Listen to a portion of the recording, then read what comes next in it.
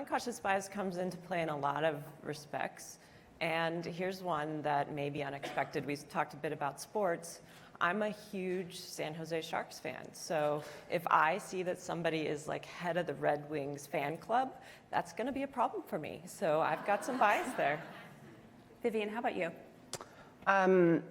So I had this experience. It was 8 years ago. My son is 8. And I was pushing him in a stroller down Hopkins Avenue in Berkeley. It was a beautiful day, walking past a park. And there were these two guys hitting a tennis ball back and forth. Middle-agey, a little pudgy. And I was walking back from the market, and they shouted out as I walked past, "Hey, Mom, the goods are looking good." And I was like, "Do you know who I am?" Which, by the way, if you've ever done that with the finger, you lost whatever the social combat you thought was about to start. I'm a neuroscientist and an entrepreneur. I've built treatments for diabetes and deafness. And yeah, I wanted to turn around. I wanted to slap him. I wanted to kick him. But I couldn't because I couldn't get the goddamn smile off my face. And now here's my partial self-defense. I was roughly 35-ish, and this is the first time anyone had ever said anything like that to me, because that was the first year of my gender transition. And I had never experienced that before. No one had ever catcalled me or said anything like that, and it was so validating. However angry it made me feel, it was also so validating to get to be objectified. And that's the curious thing, though, about unconscious bias, is it's not just about other people, but we own it ourselves and we apply it to ourselves. Okay, so let's flip that now. When have you been a casualty of unconscious bias? So my favorite example there, well, I will pull in two, because I have some unique experiences here, and I'll make them quick. One is I transitioned while I was in academia at the Redwood Center for Theoretical Neuroscience, and literally almost one day to the next, people stopped asking me math questions. Same people, I'm nominally the same person, and yet it just stopped. And then the other is an entrepreneur. I once raised money long ago as a young man with no credentials whatsoever. It was relatively easy.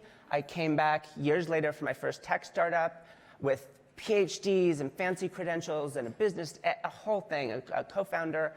And the line I got for my first ever partner meeting, I've never pitched to a female partner, was from one of them. He said, "You should be so proud of what you've built." And he was the one partner that didn't vote for us. And it echoes this famous TED Talk by Dame Stephanie Shirley. Why do all ambitious women have flat heads? It's from all of the men that pat you on the head and tell you, you should be so proud of what you've done. And bam, there was my first example of that. Laura, but how about you? So in sort of early in my career, I was at a director level. I was looking to advance to a senior director level. And I was told, in order to do that, you need to get a mentor and you need to work on your executive presence.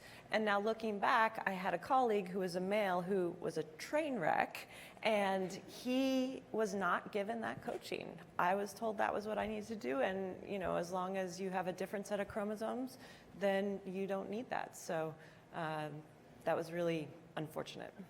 So tell us a little bit about what Unitive does to kind of prevent these things from happening. And yesterday, during the big get to know you, you got a lot of oohs and ahs. So I think they're ready for you. Yeah, so thank you for that. So we take all the psychological research and we operationalize it for hiring managers. We don't have a ton of time, so we probably take 20 different studies and operationalize them, but I'll give you one example. There's the symphony study where I think it was the Boston Symphony started having people audition behind a curtain. And because of that, it was something like twice as many women were added to the symphony. So for our system, when people are reviewing resumes, we remove the name, we remove the address. We also, when you're looking at things like skills, we don't show what college you went to, because what college you went to doesn't actually influence how good your skills are. So There's, again, lots more examples that I don't have time to get into, but it's all about using the psychological findings to change behaviors of hiring managers. So how is Sokos trying to tackle this problem? So, I started this work as chief scientist of a nominal competitor, and since I'm not anymore, I don't have to mention them. But that started with this story of a guy named Jose Zamora, who wrote a blog post about how he wasn't 100 resumes a day and he wasn't getting any responses. So he drops the S out of his name. And so he claims Joe Zamora was getting all of these offers that Jose wasn't. So this went viral, picked up by Huffington Post, by USA News. They call me, who at the time was supposedly the expert on big data and talent, and said, is this plausible? And I'm sure everyone in the audience is familiar with the copious research on putting a male versus a female name on a resume, or a traditionally Caucasian versus African-American sounding name. So in this, and I quoted all of that, but is it really motivational? So what we did is I took this database of 122 million people, and I pulled out every single actual Joe and every single actual Jose. And because at the time I built models to predict how good people were at their jobs, I could compare them for the quality of their work. And to jump directly to the punchline, I wanted to be able to put a dollar value. I had to work twice as hard to get where I am today. I wanted to be able to put a dollar value to that. And I call it the tax on being different. And the tax for Jose was roughly $500,000 to $1 million in the tech industry, largely over the early part of his career. For women generically, it's about $100,000 to $300,000. It's super linear. For all you black women in the audience, all I can say is sorry. But it is this atrocious thing because it doesn't build bridges, it doesn't pave roads, right? This is just heat loss in the economy. And I'm interested in this idea of being able to quantify the real costs, the externalities, if you will, associated with bias, so that CEOs who generally don't experience this themselves can actually understand what it means in terms of their company. Okay, I'm going to go to questions in a second, but first, Laura, I want to ask you, is training effective? Can you actually train people to kind of remove these kinds of bias from their hiring practices? So training has some impact. It definitely raises awareness. It creates a vocabulary. There are amazing parts of that. At the same time, there have been study after study after study that show that unconscious bias training does not actually change the behavior, especially in a hiring context. There is one type of training that does. It needs to be long-term, so something like 6 months and very focused, so 3 to 5 hours a week. But I don't think that's the type of training that a lot of these companies are doing. And so given that we're sitting in Silicon Valley, who we purport to be this very data-driven society, and then we've got companies like Facebook and Google who say, look, we spent tens of millions of dollars on this unconscious bias training. We're even going to publish it out so all of you can do it. And by the way, our numbers move this much.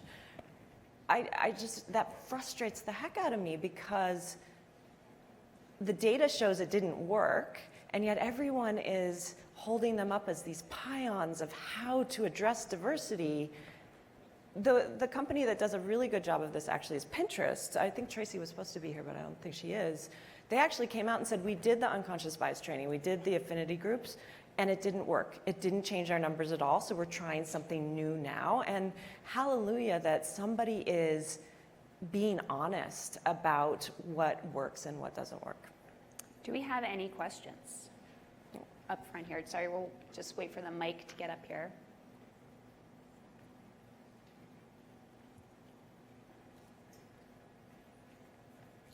So first of all, thank you for the work that you're doing. It's so inspiring and so exciting. And while it's not perfect yet, it's wonderful to see it in action. Vivian, your statistics on what it costs to have these different taxes of being different is fascinating. And the research is so compelling about the value of diversity. I'm curious, how do you turn your research on its head so you can go to a CEO and say, here's what it's costing you for not having diversity? Is there a way to put a numerical number on that? Yes, so wasn't the intention in starting out, but I gave a longer presentation on this at a big corporate conference once, and people walked up to me and asked me a question that amazingly hadn't occurred to me, which was, what's the tax at my company? And I can do that. I think we can take it a step further, though, and say, even more directly, so what do we do at Sokos? We're an education company, but education to me goes 0 to 100 plus in terms of ages. So could we actually go to managers and say, here's how to get the most out of your employees, and here is, in fact, the gain that you will see as a result, roughly at a population level. So I think it's very possible for us to go in and say, you know what, your West Coast division is experiencing this kind of tax. And then, trust me, I've looked. It's different for different companies. It's different for different divisions and different comparisons. So some companies are better with different populations than others. The tech industry is a great example. It's wonderful to LGBT people, but it is terrible with respect, particularly to African Americans. So the tax then becomes a very personal experience for each of these. If you compare it, crucially, with, and here's what you can do, rather than it just being a statistic that people can sweat over or ignore, pair it with a specific, do this and you will see this change. And that's the focus of Sokos. Yeah, but I do want to bring up, there's lots of studies that show that diversity improves bottom line, that it improves innovation, it improves productivity. So far, a lot of companies still ignore that. Yeah. So I haven't figured out how to break that bubble of, again, it's data, and it's very well-founded data, and yet it's not enough to get a lot of these exec teams over the line. So I will say that that is a big frustration of mine, and to be honest, a big conundrum of, we talk about how data is important and these studies are important, and then we ignore them. Why is that? Do they think that unconscious bias does not exist within their company? So Vivian and I were talking backstage, and you had a really great way of saying this, of people kind of, I think, can't get out of their own way, and they believe in their hearts that they're meritocratic. And unfortunately, Vivian, I think, did a study on this, but there was a study even that came out today of the more you believe you're meritocratic, the more likely you are actually to be biased, because you justify your decisions based on the meritocracy. And so I think we end up in that conundrum. So it's very true. There was a study that came out, one of those classic change the name on the resume. In this case, it was work histories, but same spirit. The more you emphasize meritocracy beforehand, the worse the bias gets. So in fact, people get trapped in these cycles of thinking that their solutions will make it better, when in fact they can often make it worse. Okay, well, that unfortunately we've run out of time, but I think that's the takeaway. Don't focus on being a meritocracy. So, yeah. Thanks.